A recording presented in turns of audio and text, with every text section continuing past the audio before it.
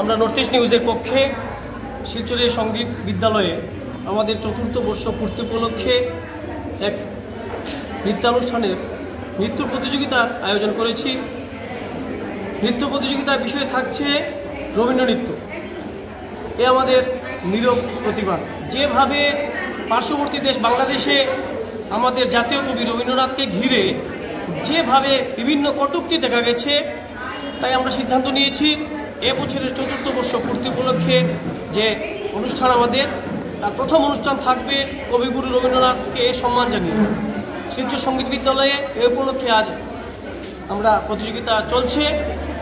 আগামী 15 ডিসেম্বর গান্ধী ভবনে গৈরিক Bharat Malavika dance academy জাতীয় ব্যায়াম বিদ্যালয়ের সহযোগিতায় গান্ধী ভবনে সকাল 9টা থেকে যোগাসন প্রতিযোগিতা, দুপুর 1টা থেকে ধামাইল নৃত্য। ধামাইল নৃত্য এই কারণে কারণ আমাদের স্থানীয় সংস্কৃতি হচ্ছে ধামাইলের উপরে।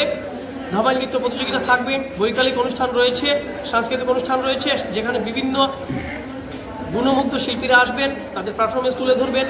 উপস্থিত থাকবেন বিশিষ্ট চিকিৎসক ডাক্তার কুমার কান্তি দাস অর্থাৎ লক্ষণ দাস মুখ্য অতিথি হিসেবে। এছাড়াও আসাম সরকারের একজন মন্ত্রী সহ অন্যান্য অনেক কর্মকর্তারা, সামাজিক কর্মকর্তারা, বিভিন্ন ক্লাব স্তরের কর্মকর্তারা থাকবেন। সেখানে আমরা অনেক সংস্থাকে আমরা আমাদের পক্ষ থেকে সম্মান তুলে ধরব এবং বিভিন্ন জনকে আমরা এ মঞ্চে সম্মান তুলে ধরবো এবং যারা প্রতিযোগী আছে তাদের পুরস্কার তুলে ধরবো। আমরা আপনাদের সহযোগিতা চাইছি।